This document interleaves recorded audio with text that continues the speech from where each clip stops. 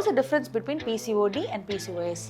See, it's called as disease, polycystic ovarian disease னு சொல்லுவோம். இது வந்து syndrome னு சொல்லுவோம். இதான் மேஜரா அந்த நேம் சஜஸ்ட் பண்ற ஒரு டிஃபரன்ஸ்.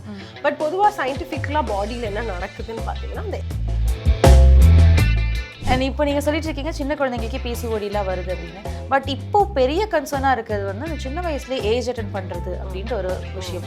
அப்போல்லாம் வந்துட்டு ஒரு 10-15 இயர்ஸ் வந்து மேலே இருந்தது. பட் இப்போலாம் ரொம்ப சின்ன சின்ன பசங்களே வந்து வராங்க. அதுக்கு முக்கியமான காரணமாக பார்க்கப்படுறது இது. முக்கியமான காரணம் அப்படிங்கிறதுலாம் வந்து என்ன சொல்றது, நிறைய பேர் எங்களுக்கெல்லாம் கேட்குறது என்னன்னா,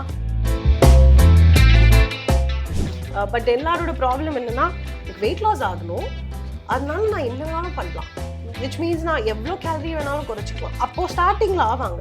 அண்ட் அந்த டைமில் வந்துட்டு அந்த ரா எக்ஸ் கொடுக்கறது, எண்ணெய் கொடுக்கறது, அதெல்லாம் பண்ணிட்டு இருந்தாங்க அந்த டைமில். பட் இப்போ இருக்கிற லைஃப் ஸ்டைலுக்கு would you suggest that? So இந்த குழந்தைங்க வந்துட்டு பொதுவாக வந்துட்டு பால் குடிக்க மாட்டாங்க அப்படின்னு சொல்லிட்டு அதில் ஏதாவது ஃப்ளேவர்ஸோ இல்லை வேறு ஏதாவது ஆட் பண்ணி கொடுப்பாங்க. அது நல்லதுன்னு நினைக்கிறீங்களா? What are the alternates for that? இன்ஃபர்டிலிட்டிங்கிறதே வந்து ஸ்ட்ரெயிட்டாகவே ஒரு ஃபுட்டு சாப்பிட்டா இன்ஃபர்டிலிட்டி ஆகுங்கிறதே கிடையாது இல்லைங்களா?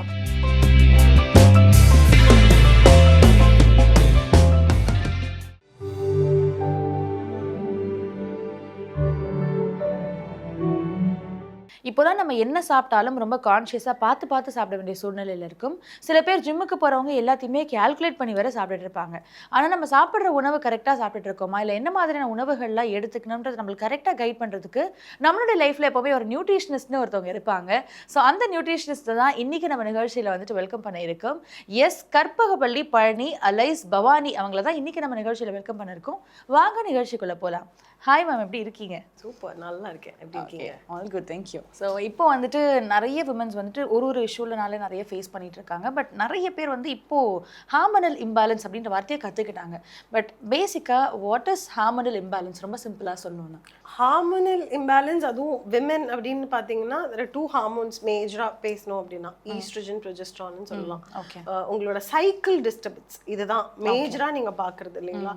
ஸோ இது வந்து விமென் அப்படின்னும் போது என்ன மேஜராக ஒரு விஷயம் பார்த்த உடனே ஹார்மோனல் இம்பேலன்ஸ் ஆயிடுச்சு அப்படின்னு பார்ப்பாங்க அப்படின்னா சைக்கிளில் ஒரு டிஸ்டர்பன்ஸ் வந்துருச்சு, என்னோட பீரியட்ஸோட டேட் வந்து தள்ளிடுச்சு, முன்னாடி வந்துருச்சு, இந்த மாதிரி ஏதோ ஒரு இருந்துச்சுன்னா அது உடனே ஒரு ஹார்மோனல் இம்பேலன்ஸ் அப்படின்னு சொல்லிடுவோம். ரைட்? ஸோ அதில் நிறையா இருக்குது. லைக் பிசிஓடி அப்படிங்கிறது ஒரு ஒன் ஆஃப் த மேஜரான ஒரு ஹார்மோனல் இம்பேலன்ஸ். நீங்கள் பொதுவாக ஐ திங்க் யங்ஸ்டர்ஸ் இப்போ நிறையா பேருக்கு பார்த்துட்டு இருக்கோம். ரொம்ப 12 years 15 years பியூபர்ட்டி முடிஞ்சதுக்கு அப்புறமே வந்து பிசிஓடி வருதுன்னா பார்க்குறோம். See, hormonal imbalance is purely lifestyle change தான். மோஸ்ட்லி மெஜாரிட்டி 95% கூட வச்சுக்கலாம். ஸோ மோஸ்ட்டாக வந்து உங்களோட ஃபுட், லைஃப் ஸ்டைல், ஆக்டிவிட்டி, நீங்கள் எந்த என்விரான்மெண்ட்டில் எப்படி இருக்கீங்க, இதெல்லாம் சேர்ந்தது தான். அதனால மட்டுமே தான் ஹார்மோனல் இம்பேலன்ஸ் அப்படிங்கிறது வந்து ஒருத்தவங்களுக்கு வந்து is happening. Okay. So life style change அப்படிங்கிறத கரெக்டாக நம்ம லைஃப் ஸ்டைல் அப்படிங்கிறத நீட்டாக மெயின்டைன் பண்ணிக்கிட்டோம் அப்படின்னா ஹார்மோன்ஸ் வந்து ரொம்ப பேலன்ஸ்டாகவே பாடியில் பார்த்துக்கலாம்.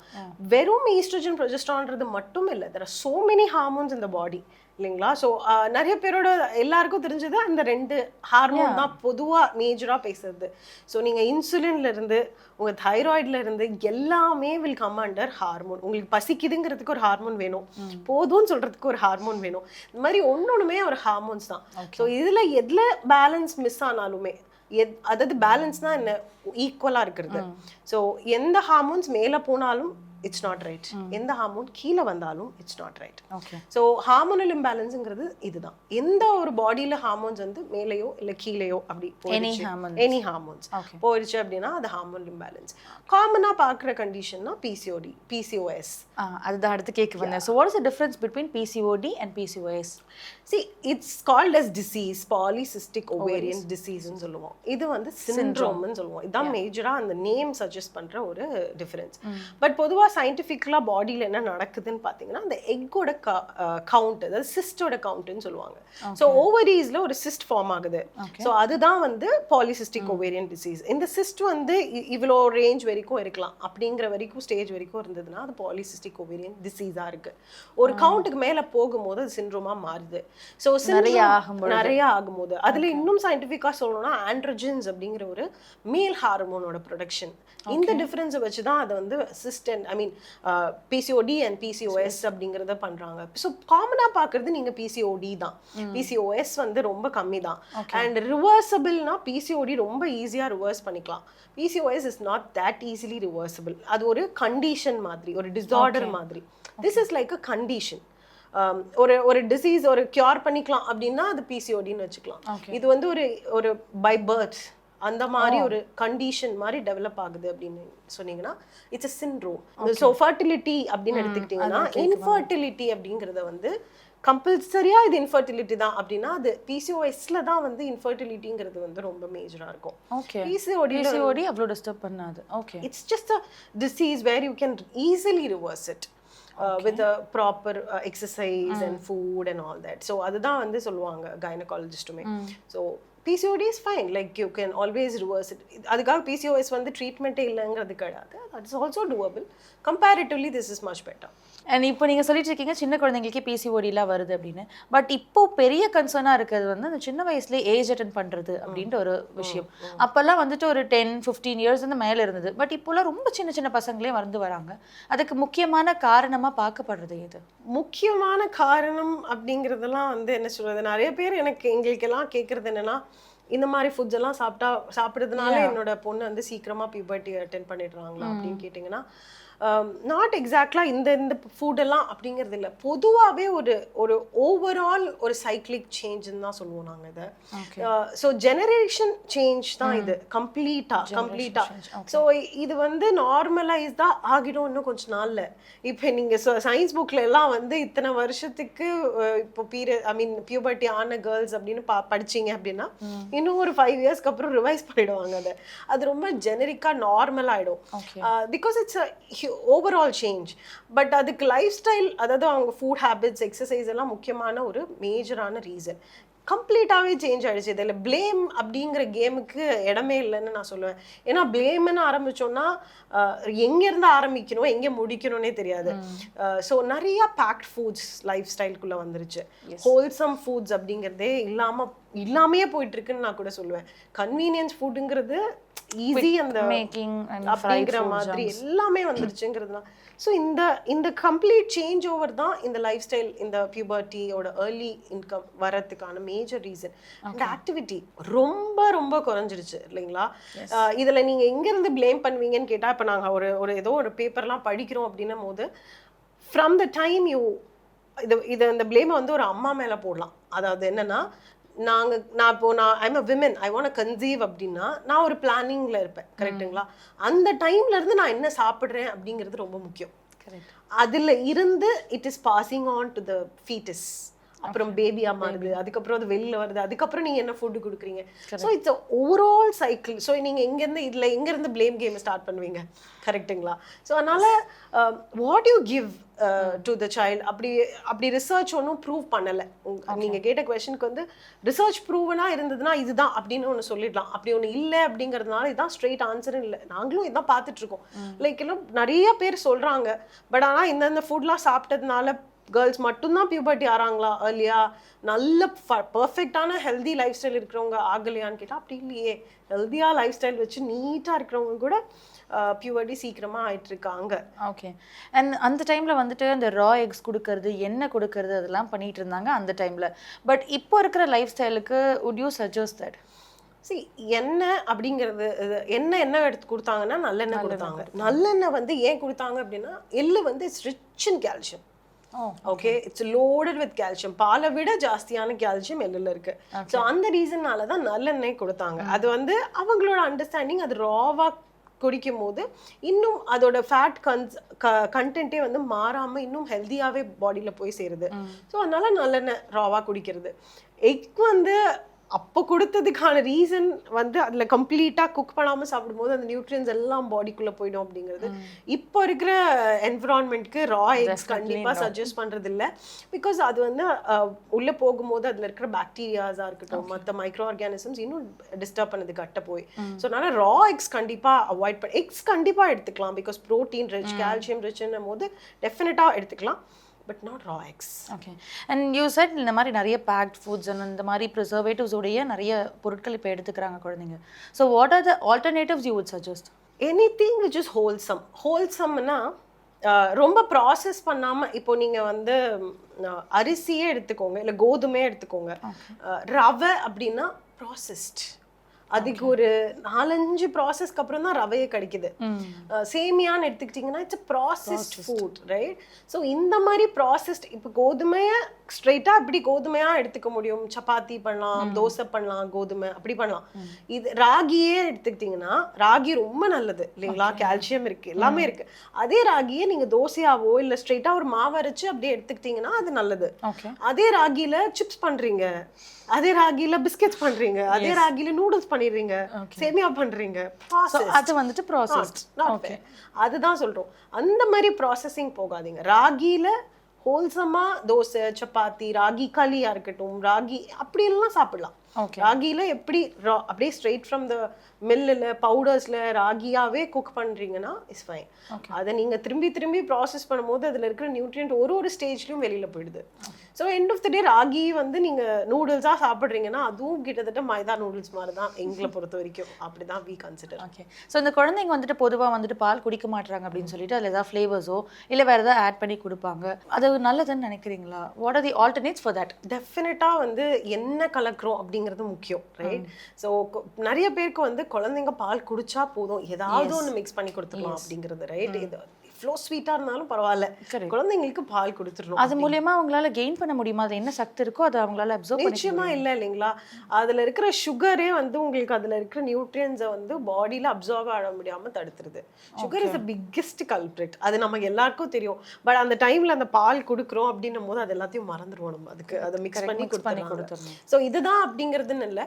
ஸோ என்ன மாதிரி மிக்ஸ் வந்து நீங்கள் மில்க்ல பண்ணுறீங்க அப்படிங்கிறது தான். There lot of things. இப்போ நீங்கள் எங்களோட இதுலேயே எடுத்துக்கிட்டிங்கன்னா we have a milk thing பண்ணியிருக்கோம். ஸோ அதில் எப்படி அதை இன்க்ளூட் பண்ணுறோம், அதே மாதிரி ஹோல்சம் அப்படிங்கிற வார்த்தை ரொம்ப முக்கியம். ரொம்ப ப்ராசஸிங் இல்லாமல் ஸ்ப்ரவுட்ஸ் பண்ணி, ஒரு பயரை வந்து ஸ்ப்ரவுட் பண்ணி, நட்ஸ் சீட்ஸ் எல்லாம் ஸ்ப்ரவுட் பண்ணி நல்லா ட்ரை அவுட் பண்ணி அப்படி பண்ணுறோம் அப்படின்னா தட் இஸ் ஃபைன். பட் அந்த கமர்ஷியல் பவுடர்ஸ் அப்படின்னு எடுத்துக்கிட்டிங்கன்னா நீங்கள் என்னதான் அட்வர்டைஸ்மெண்ட்டில் பார்த்தாலும் எண்ட் ஆஃப் த டே அதில் சுகர் தான். சுகரை தாண்டி வேறு எதுவும் நம்ம பார்க்கறதுக்கு கஷ்டம் தான். இப்போ வந்து காலேஜ் கோயர்ஸ் ஆகட்டும் இல்லைன்னா ஒர்க்குக்கு போகிறவங்களாகட்டும் குவிக்காக நம்ம ஏதாவது டக்குன்னு செஞ்சுட்டு போயிட மாட்டோமா, இல்லை டக்குன்னு ஏதாவது சாப்பிடக்கூடிய உணவுகளாக இருக்குமா அப்படின்னு நிறைய ஃபீமேல் பார்க்குறாங்க. பொதுவாக எதுக்கு ஃபீமேலாக கேட்குறேன்னா நிறைய பாதிக்கப்படுறது அதனால தான். ஏன்னா இன்ஃபர்டிலிட்டின்ற ஒரு பெரிய இஷ்யூ. இப்போ வந்துட்டு தெருவுக்கு ஒரு மளிகை கடை மாதிரி தெருவுக்கு ஒரு இன்ஃபர்டிலிட்டி ஹாஸ்பிட்டல்ஸ் ஓப்பன் பண்ணிட்டு தான் இருக்காங்க. ஸோ ஒரு மெஜாரிட்டியாக அது பெருசாக பாதிக்கப்படுது. அதெல்லாம் தடுக்கிறதுக்கு எந்த மாதிரியான லைஃப் ஸ்டைல் சேஞ்சஸை ஒரு விமன் வந்து அடாப்ட் பண்ணிக்கணும்? அவ்வளோ ஈஸியாக அது சொல்லணும்னா ஃபஸ்ட்டு அவங்கள பற்றி அவங்க யோசிக்கணும். ஃபஸ்ட்டு சேஞ்சு அதுதான். நீங்கள் சொல்கிற அந்த விமென் அப்படிங்கிற கேட்டகரியில் நம்ம எல்லாருமே சேர்ந்தது தான். கிட்டுக்காக இருக்கட்டும், ஹஸ்பண்டுக்காக இருக்கட்டும், அப்பா அம்மாக்கா இருக்கட்டும், எல்லாருக்கும் அவங்க கரெக்டாக பண்ணி கொடுத்துருவாங்க. அவங்களுக்கு வரும்போது மட்டும் டைம் இல்லைன்னு சொல்லுவாங்க. அது எப்படின்றது ஃபஸ்ட்டு தெரியல. பட் அந்த இதுவை வந்து அவங்க வெளியில் வரணும் ஃபஸ்ட்டே. அதையும் தாண்டி ஃபாஸ்ட் மூவிங் வேர்ல்டில் ஈஸியாக ஃபோக்கஸ் பண்ணணும் அப்படின் போது விமென் அப்படின்னா 2 things என்னை பொறுத்த வரைக்கும் பண்ணக்கூடாது. ஒன்று கேலரி ரெஸ்ட்ரிக்ஷன். ஏன்னா வந்து அவங்களோட அந்த ஃபிட்னஸ் ரொம்ப தின்னா இருக்கணும், இல்லை ப்ரெக்னன்சிக்கு அப்புறம் ரொம்ப வெயிட் போட்டாங்க, இந்த மாதிரி நிறைய ரீசன்னால. அண்ட் ஹார்மோன்ஸ், நமக்கு இருக்கிற ஹார்மோன்ஸ் இஸ் கம்ப்ளீட்லி டிஃப்ரெண்ட். ரொம்ப ஹேவையாக இருக்கும், அப் அண்ட் டவுன் மாறிட்டே இருக்க போகுது நமக்கு ஹார்மோன்ஸ். அப்படின்னும் போது ஃபுட்டில் வந்து நிறையா டிஸ்டர்பன்ஸ் இருக்குது. அப்போது அந்த கார்போஹைட்ரேட்ஸை தான் ரெஸ்ட்ரிக்ட் பண்ணுறாங்க. அதுவும் ஸ்பெஷல் இந்த கேலரியை கவுண்ட் பண்ணி எடுக்கிறது இந்த ஃபிட்னஸ்க்காக. அதை முதல்ல ஸ்டாப் பண்ணணும் அப்படிங்கிறது. என்ன ஸ்டாப் பண்ணணும்னா இஷ்டத்துக்கு சாப்பிடுங்க அப்படி இல்லை, உங்களோட ஹார்மோன்ஸ்க்கு ஏற்ற மாதிரி சாப்பிடுங்க. விமென்க்கு வந்து கேலரி டெஃபிசிட், இப்போ எங்கேயோ சோஷியல் மீடியாவில் பார்த்தாலும் எது பார்த்தாலும் கேலரி டெஃபிசிட், வெயிட் லாஸ் ஆகணும்னா கேலரி டெஃபிசிட்டில் போங்க. கேலரி டெஃபிசிட் தப்பு இல்லை, பட் கேலரி டெஃபிசிட் யார் எடுக்கிறீங்க, எப்போ எடுக்கிறீங்க அப்படிங்கிறது இருக்கு. ஓகே, உங்களுக்கு ஒரு ஹார்மோனல் இஷ்யூஸ் இருக்குது, ஹார்மோனல் இம்பேலன்ஸ் இருக்குது, நீங்கள் ஆல்ரெடி பிசிஓடி இருக்குது, உங்களுக்கு தைராய்டு இருக்குது அப்படின்னா அவங்க கேலரி டெஃபிசிட்டில் போனீங்கன்னா அதுவே உங்களுக்கு ப்ராப்ளம் ஆகும். ஓகே, இன்னும் டிஃப்ரென்ஸ் கொடுக்கும், உங்கள் ஹார்மோன் இம்பேலன்ஸ் இன்னும் ஜாஸ்தி ஆகும்.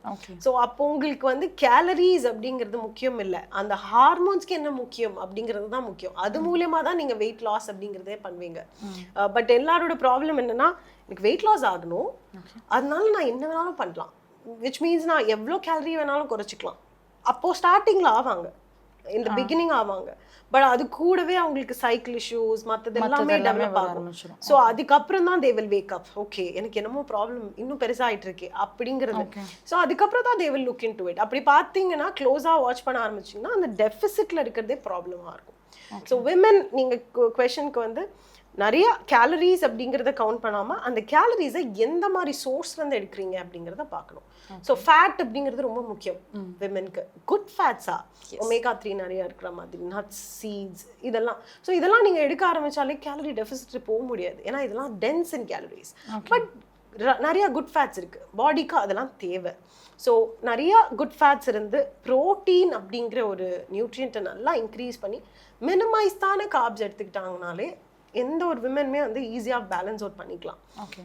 And when talking about this மித்துன்னு ஒரு விஷயத்தை வந்துட்டு விமனோட சேர்த்து கட்டியே வச்சுருக்காங்கன்னு தான் சொல்லணும். ஸோ எதை எடுத்தாலும் இது சாப்பிடக்கூடாது, இப்படி வந்துடும், அது சாப்பிட்டா இப்படி வந்துடும்னு அவர் சொல்லிகிட்டே இருப்பாங்க. ஸோ ஒன்றும் இல்லை, அந்த சீட்ஸ்னு சொன்னதுனால ஞாபகம் வந்துச்சு. சீடு ஒரு சில பர்டிகுலர் சீட் சாப்பிட்டா இன்ஃபர்டிலிட்டி உண்டு பண்ணும், அண்ட் வந்து க்ரீன் டீ எடுத்தால் இன்ஃபர்டிலிட்டி உண்டு பண்ணும். இந்த மாதிரி நிறைய மித்ஸ் பர்சனலாக நான் கேள்விப்பட்டிருக்கேன். ஸோ இதெல்லாம் வந்து உண்மையா? எதை எடுத்தால் பேசிக்லி இன்ஃபர்டிலிட்டியை பாதிக்கக்கூடிய விஷயங்கள்லாம் அமையும் ஒரு விமனுக்கு? இன்ஃபர்டிலிட்டிங்கிறதே வந்து ஸ்ட்ரெயிட்டாகவே ஒரு ஃபுட்டு சாப்பிட்டா இன்ஃபர்டிலிட்டி ஆகுங்கிறதே கிடையாது இல்லைங்களா? அப்படி ஒன்று கிடையவே கிடையாது. Food is natural thing. அதனால அதை வந்து நான் சொல்கிறேனே, நீங்கள் வந்து டூ மச் ஆஃப் ஆயிலியாக ரொம்ப சேச்சுரேட்டட் ஃபேட்டான ஃபுட், நிறைய ப்ரிசர்வேட்டிவ்ஸ் இருக்கிற ஃபுட்ஸ் எல்லாம் சாப்பிட்றீங்க. ப்ரிசர்வேட்டிவ்ஸ்ன்னு நம்ம ஒரு வார்த்தையில் சொல்லிடுறோம், அதுல ஒரு thousands ஆஃப் ப்ரிசர்வேட்டிவ்ஸ் இருக்கு.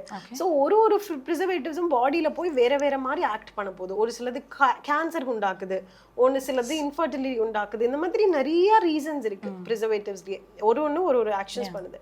ஸோ இந்த மாதிரி ரீசன்ஸ் தான் வந்து இன்ஃபர்டிலிட்டி. அப்படி இன்ஃபர்டிலிட்டிங்கிறதே வந்து ஒரு ஹார்மோனல் இம்பேலன்ஸ் மூலியமா போய் தான் அதை உங்களோட பார்ட்ஸையெல்லாம் அஃபெக்டும் பண்ணுது.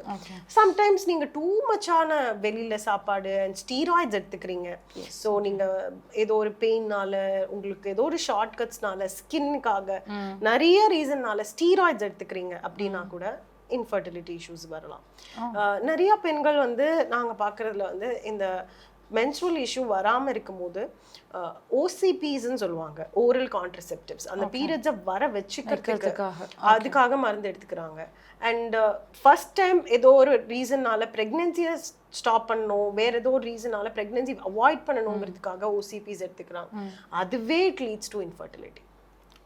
நிறைய ஓசிபிஸ் கன்சியூம் பண்ணிட்டே இருந்தீங்கன்னா, ஓரல் கான்ட்ராசெப்டிவ்ஸ் பில்ஸ் எடுத்துக்கிட்டே இருந்தீங்கன்னா அதுவே உங்களுக்கு இன்ஃபர்டிலிட்டியை கொடுக்கும். அண்ட் தூங்குறது ரொம்ப லீஸ்டா கவலைப்படுற விஷயம் அதுதான் நம்ம இல்லையா? தூங்குறதுக்கு இம்பார்ட்டன்ஸே கிடையாது. நல்லா தூங்கணும்னா அதுக்காக 10 மணி நேரம் தூங்கணுங்கிறது இல்லை. அந்த தூங்குற நேரத்துல கரெக்டான ஹவர்ஸ்ல நல்ல பிளசண்டா டீப் ஸ்லீப் அப்படி இருந்துச்சுன்னா ரொம்ப நல்லது. ஸ்லீப்பும் ரொம்ப டிப்ரைவ்டா இருந்தீங்க அப்படின்னா it will also affect your fertility. So இந்த மாதிரி நிறைய ரீசன்ஸ் இருக்கு ஃபர்டிலிட்டி அப்படின்னும் போது. ஓகே. அண்ட் அந்த மென்ஸ்ட்ரல் சைக்கிள் வரும்பொழுது வந்துட்டு இந்த மாதிரியான டீ எடுத்துட்டா வந்துட்டு கிராம்ஸ்க்கு பெட்டராக ஃபீல் பண்ண வைக்கும், இல்லை இந்த மாதிரியான உணவு பழக்கங்கள், இந்த மாதிரியான ஃபுட் வந்துட்டு எடுத்துக்கிட்டா அப்படின்னு சொல்லி இப்போ யூடியூப்ல நிறைய வீடியோஸ் வந்துருச்சு. But what is the right way and what are the right foods to consume while a female is on a period? Periods அப்படின்னும் போது எனிதிங் லைக் சீட்ஸ் எடுத்துக்கிட்டீங்க அப்படின்னா பொதுவாக வந்து சீட் சைக்கிளிங்னு சொல்லுவாங்க, ரைட்? லியூட்டியல் ஃபேஸ், ஃபாலிகுலர் ஃபேஸ்க்கான 2 cycle of nuts, seeds. So இதை நீங்கள் தொடர்ந்து பீரியட்ஸ் போது மட்டும் இல்லாமல் முன்னாடியிலேருந்து எடுத்துகிட்டு வந்தீங்கன்னா உங்கள் பீரியட்ஸில் அந்த டைமில் வந்து ரொம்ப பியூட்டிஃபுல்லாக உங்களை மேனேஜ் பண்ணிக்கலாம். ஸோ சீட் சைக்கிளிங் பண்ணிட்டு வந்துட்டு இருந்தீங்கன்னா, ஸோ அப்போ வந்து உங்கள் பிஎம்எஸ், அதாவது அந்த ப்ரீ மென்ஸ்ட்ரல் சிண்ட்ரோம்னு சொல்கிறோம் இல்லைங்களா? ஸோ அந்த சிண்ட்ரோமில் நிறைய இரிட்டேஷன்ஸாக இருக்கலாம், கிராம்ஸாக இருக்கலாம், அதெல்லாம் கொஞ்சம் நீங்கள் ப்ரிவென்ட் பண்ணிக்கலாம் முன்னாடியிலேருந்து. And also during the period it will help. 100% பண்ணுமான்னு கேட்டால் நீங்கள் கன்சிஸ்டண்ட்டாக பண்ணீங்கன்னா டெஃபினட்டாக பண்ணும் சீட் சைக்கிளிங்ன்றது. அது தாண்டி த்ரூ அவுட் இப்போ வந்து தலைவலிச்சா ஒரு மாத்திரை போட்டால் தலைவலி சரியாக போயிடும், இது மெடிகேஷன். பட் ஃபுட் வந்து இது சாப்பிட்டா இமீடியட்டாக அப்படி ஃபிக்ஸ் அப்படிங்கிறது வந்து ஃபுட்டுக்கு பெருசா அந்த மாதிரி இல்லை. பட் தொடர்ந்து செஞ்சுக்கிட்டே வரும் அப்படின்னா அதுக்கான ஃபிக்ஸா இருக்கும். ஸோ அதே மாதிரி தான் நீங்க நிறைய சீட்ஸ் எடுத்துட்டு இருக்கீங்க, நல்லா கான்ஸ்டன்டா அந்த சீட் சைக்கிளிங் பண்றீங்க. கொக்கோ அப்படிங்கிறது ஒரு நல்ல திங், லைக் ஆன்டி ஆக்சிடென்ட்ஸ் நிறைய இருக்கிற ஃபுட்ஸ் எல்லாமே. ஸோ கொக்கோ அப்படிங்கிறது உடனே சாக்லேட். இப்போ நான் அதுதான் கேட்க வந்தேன். பிகாஸ் அந்த பொதுவாக அந்த பீரியட்ஸ் டைம்ல வந்துட்டு சாக்லேட் சாப்பிட்டா வந்துட்டு வலி போயிடும், சாக்லேட் சாப்பிட்டா சரியாயிரும், அது வந்து மூட் பேலன்சிங்கும் சேர்த்து சொல்லுவாங்க. So will that really work? அந்த மாதிரி தான் சைக்கிள் ஒர்க் ஆகுமா? It's psychology. Like you know it is a comfort ஃபுட்னு தான் சொல்லணும். Okay. see to an extent kho kho அதோட வேலையை பண்ண தான் செய்யுது. ஓகே பட் யாருமே வந்து டார்க் சாக்லேட்லாம் கன்சியூம் பண்றது இல்லை. நல்லா சுகரியான மில்க் சாக்லேட்ஸ், நிறைய சுகர் இருக்கிற மாதிரி டெசர்ட்ஸ் தான் எடுத்துக்கிறோம். பிகாஸ் அது வந்து கிரேவிங் ஃபார் சுகர். ஸோ இதை வந்து எனக்கு இது வருது எப்படியே மேனேஜ் பண்ண முடியலன்னு கேட்டிங்கன்னா அன்னைக்கு அந்த நிமிஷம் பண்ண முடியாது. நீங்கள் வந்து அதான் சொல்கிறேன், ஓவராலாக நீங்கள் உங்கள் லைஃப் ஸ்டைலை சேஞ்ச் பண்ணும்போது எங்கேயோ ஒரு ஸ்டேஜில் கரெக்ட் ஆகிடும். லைக் நான் வந்து I'm starting my day with fat அப்படிங்கிற மாதிரி, அண்ட் நிறைய குட் ஃபேட்ஸ் எடுத்துகிட்டு வந்துட்டுருக்கேன். என்னோட இன்சுலின் லெவல் ஸ்டேபிளாக பாடியில் மெயின்டைன் பண்ணுறேன். சுகர் லெவல் தான் இருக்கிறதுலே கீ. அந்த சுகர் லெவல் பாடியில் ஸ்டேபிளாக மெயின்டைன் ஆகிடுச்சுனாலே உங்களுக்கு கிரேவிங் ஃபார் ஸ்வீட்ஸ், அதாவது அந்த சுகர் அப்படிங்கிறது பொதுவாக குறைஞ்சிரும் பாடியில். ஸோ இதை அச்சீவ் பண்ணுறது அவ்வளோ ஈஸியான விஷயமே கிடையாது. த்ரூ அவுட் த டே நீங்கள் வந்து அந்த சுகர் லெவல் அப்படிங்கிறத வந்து அப்படியே ஸ்டேபிளாக மெயின்டைன் பண்ணணும். அதுக்கு பண்ணணும்னா நீங்கள் நிறையா ப்ரோட்டீன், நிறையா குட் ஃபேட்ஸ், நிறையா ஃபைபர், இந்த மாதிரி ஃபுட் காம்பினேஷன்லேயே சாப்பிட்டுட்டு வந்துட்டு இருந்தீங்கன்னா சுகர் லெவல் ஸ்டேபிளாக இருக்கும். அப்படி இருந்துச்சுன்னா கிரேவிங் ஃபார் ஸ்வீட்ஸ் அப்படிங்கிறதே பொதுவாக குறையும். ஸோ இதை நம்ம எப்போதுமே பண்ணுறோம், உங்களோட லைஃப் ஸ்டைல் கரெக்டாக இருக்குது அப்படின்னா அந்த பீரியட்ஸ் போது இவ்வளோ ப்ராப்ளம்ஸ், அதாவது நீங்கள் கேட்குற அளவுக்கு பயங்கர irritation, mood swings, craving for sweets அப்படிங்கிறதெல்லாம் கம்மி பண்ணிக்கலாம். பட் அந்த நிமிஷம் பண்ணிக்க முடியுமான்னு கேட்டிங்கன்னா I think it's not possible. Okay, இது மித்தா இல்லை ரியலாகவே ஃபாலோ பண்ணுற ஒரு விஷயமா தெரியல. பீரியட்ஸ் டைமில் நிறைய எள் எடுத்துக்கிட்டாலோ அல்லது பப்பாயை எடுத்துக்கிட்டாலோ it will increase the flow, அது வந்து ஃப்ளஷ் அவுட் பண்ணும் அப்படின்ட்டு ரொம்ப காலமாக சொல்லிட்டு வராங்க. ஸோ அது நல்ல விஷயமா? பப்பாயா எடுத்துக்கிறது நல்ல விஷயம், but it is the right time to take அப்படின்ற மாதிரி பீரியட்ஸை கன்சிடர் பண்ணுறாங்களே, அது நல்லதா? நிச்சயமா இல்லைங்க, அப்படிலாம் ஒன்றுமே கிடையாது. Okay, so purely myth. அதாவது எள்ளு வந்து அதோட வேலையை வந்து இன் டேர்ம்ஸ் ஆஃப் ஃபேட்ஸ் இருக்குது, அதில் அது வந்து ஈஸ்ட்ரோஜன் ப்ரொஜெஸ்ட்ரானை பேலன்ஸ் பண்ணுறதுக்கு ஹெல்ப் பண்ண போகுது, ஃபேட்ஸ் இருக்குது அப்படிங்கிறதுனால. இவ்வளோதானே தவிர பொதுவாக வந்து நான் கேள்விப்பட்ட மித்துனா எள்ளு முன்னாடியே சாப்பிட்டா பாடி ஹீட் ஆகிடும், ஸோ பீரியட்ஸ் வந்துடும், ஸோ ஃப்ளஷ் அவுட், இந்த மாதிரிலாம் தான் நிறைய இருக்குது. ஸோ இது எல்லாமே இட்ஸ் மித். பாடி ஹீட் ஆகுதுன்றது ஒரு அப்படி ஒரு கான்செப்டே கிடையாது. It's complete different process. அந்த டைம்ல மாம்பழம் பிடிச்சா கூட சாப்பிட விட மாட்டாங்க. சாப்பிடலாம், எனிதிங் இஸ் ஓகே. பிரெக்னன்சி போது, லாக்டேஷன் போது மாம்பழம் சாப்பிடக்கூடாது, பிகாஸ் அது குழந்தைய அஃபெக்ட் பண்ணிடும்னு சொல்லுவாங்க. Not really at all. நீங்கள் கைனகாலஜிஸ்ட் போனால் சிரிப்பாங்க, பப்பாயா எடுக்கிறதுனாலையோ இல்லை எள்ளு எடுக்கிறதுனாலையோ அண்ட் ஃப்ளஷ் அவுட் ஆகுது அப்படியெல்லாம் எதுவுமே கிடையாது. உங்கள் யூட்ரஸோட வாலில் இருக்கிற அந்த அன்வான்ட் அதுதான் பிளட்டே. ஸோ அதனால அது எக்ஸ்ட்ராவாக ஃப்ளஷ் அவுட் ஆகும் அப்படின்லாம் எதுவுமே கிடையாது. நீங்கள் என்ன சாப்பிட்டாலும் என்ன பாடியில் எப்படி ஓவியுலேஷன் நடந்து எது வெளியில் வரணுமோ அப்படி தான் உங்களோட பிளட்டோட ஃப்ளோ இருக்க போகுது. ஆவரேஜ் பர்சன்ட்டாக வச்சுப்போமே, ஒரு ஹெல்தி ஃபீமேல் வந்து அவங்களுக்கு பெருசாக டயபிட்டிஸோ இல்லைனா ஹைப்பர் தைராய்டு இல்லை தைராய்டு எதுவுமே பெருசாக இல்லாமல் ஒரு நார்மலாக இருக்கிற ஃபீமேல் ஒரு மென்சுரல் டைம் அப்போது என்னென்ன மாதிரியான உணவுகள், ஃபுட் ஐட்டம்ஸை டே டு டே வந்துட்டு எடுத்துக்கலாம் அவங்க மென்சுரல் முடிக்கிற வரைக்கும், இல்லை பிஃபோர் அல்லது ஆஃப்டர்? ஃபுட் ஹேபிட்ஸ் அப்படின்னு எடுத்துக்கிட்டிங்கன்னா அவாய்ட் பண்ணி பொதுவாக அவங்க ரெகுலராக எடுத்துகிட்டு இருக்காங்க அப்படின்னா அந்த சைக்கிள்லேருந்து மாறணும் அப்படிங்கிறது அந்த பீரியடுக்கு மட்டும் அப்படிங்கிறது ஒன்று கிடையவே கிடையாது, யாராக இருந்தாலுமே ஃபார் தட் மேட்டர். ஸோ அப்படி இல்லை, நார்மலாக என்ன எடுக்கக்கூடாதுன்றது வேணால் நிறைய ஆயிலி ஃபுட்ஸ் எடுத்துக்க வேண்டாம். ஏன்னா அந்த டைமில் வந்து மோஸ்ட் ஆஃப் விமென் வந்து அந்த பீரியட்ஸ் டைமில் எல்லாருக்குமான மோஸ்ட் ஆஃப் த பீப்புளுக்கு என்னென்னா அந்த டைமில் கிரேவிங்க்கு ஏற்ற மாதிரி சாப்பிடுதான். அது வந்து ப்ராப்ளமே இருந்தாலும் இல்லைனாலும், தைராய்டு இருக்குது இல்லை, no matter who you are இல்லைங்களா. ஸோ அந்த டைமில் என்ன கிரேவிங்கோ அதுக்கேற்ற மாதிரி போய்டும், இல்லை பிஸி ஷெட்யூல் இருந்தால் அதுக்கேற்ற மாதிரி போய்டும். ஸோ நிறையா எப்படி பேலன்ஸ்டான ஃபுட், ப்ரோட்டீன் கான்சென்ட்ரேட் பண்ணி அந்த டைம்லேயும் பேசிக்கான மூவ்மெண்ட்ஸோட இருக்கணும் அப்படிங்கிறது தான் ஒரு அட்வைஸ். ஏன்னா நிறைய பெண்கள் வந்து அந்த டைமில் பீரியட்ஸ் அப்படின்னா அந்த டைமில் ஒர்க் அவுட்டே பண்ண மாட்டாங்க, ஒர்க் அவுட் நல்லா பண்ணிக்கிட்டு இருக்கவங்க கூட பண்ண மாட்டாங்க. பட் ஒரு சில எக்ஸப்ஷன் கேசஸ் இருக்காங்க, லைக் எல்லா நாளும் பண்ணுவாங்க, ஆனால் அந்த ஒரு 2 days மட்டும் ரெஸ்ட் கொடுக்கணும்னு நினைப்பாங்க, அது பரவாயில்ல, ரொம்ப இன்டென்சிவாக பண்ண வேணாம். ஆனால் அந்த பேசிக்கான மூவ்மெண்ட்ஸ் அப்படின்னு சொல்லுவோம், அது ஒரு 10 minutes 20 minutes பண்ணுறது நிச்சயமாக பண்ணணும் அப்படிங்கிறது. எந்திரிக்கவே மாட்டாங்க சில பேர், அப்படியே உட்காந்தே இருப்பாங்க. ஸோ அது அவாய்ட் பண்ணிக்கிட்டா பெட்டர். அண்ட் ஆல்சோ நிறையா ஜங்க் ஃபுட் அந்த டைமில் ஓகே இந்த 3 நாள் தானே என்ன வேணாலும் சாப்பிட்டுக்கலாம், ஆயிலி ஃபுட்ஸ் ஆர்டர் பண்ணிக்கலாம், என்ன வேணாலும் பண்ணிக்கலாம், சுகர் நிறையா எடுத்துக்கலாம், அதெல்லாம் அவாய்ட் பண்ணிட்டு பேலன்ஸ்டாக எது மாதிரி சாப்பிட்டாலும் இட் இஸ் ஃபைன். இதுதான் இப்படி தான் இது இந்த ஒரு ஃபுட்டு நிறையா எடுத்துக்கோங்க அப்படிங்கிற மாதிரி எனக்கு தெரிஞ்சு அட்வைஸ் நாங்கள் பண்ணுறதில்ல. ஓகே, அண்ட் ஜென்ரலாக வந்துட்டு எக்ஸ் எடுத்துக்கணும், எக்ஸை வந்துட்டு இன்க்ளூட் பண்ணணும் ஒரு டேயில் அப்படின்னு சொல்கிறாங்க. அண்ட் மார்னிங் வந்துட்டு நம்ம பிரேக்ஃபாஸ்ட் சாப்பிட்றப்பவே சில பேர் இன்க்ளூட் பண்ணுறவங்க இருக்காங்க, சில பேர் அதுவே தப்பு அப்படின்னு சொல்றாங்க. What is the right way to take eggs? Anytime you can take eggs. நீங்க பிரேக்ஃபாஸ்டாவே சாப்பிடுங்க. Okay, but அது வந்துட்டு டாக்ஸின்ஸா மாறி பாடியில ஸ்டோர் ஆகும். Definitely not. Why so? Eggs are eggs. Eggsல நல்ல protein இருக்கு, நிறைய fats இருக்கு, good fats இருக்கு. So egg yolk remove பண்ணி சாப்பிடவும் வேண்டாம். egg yolk ஓடயே சாப்பிடுங்க. எவ்வளோ சாப்பிட போறீங்க, உங்களோட protein நீடுக்கு ஏத்த மாதிரி, உங்க ஜெண்டருக்கு ஏத்த மாதிரி சாப்பிட்டுக்கணும்.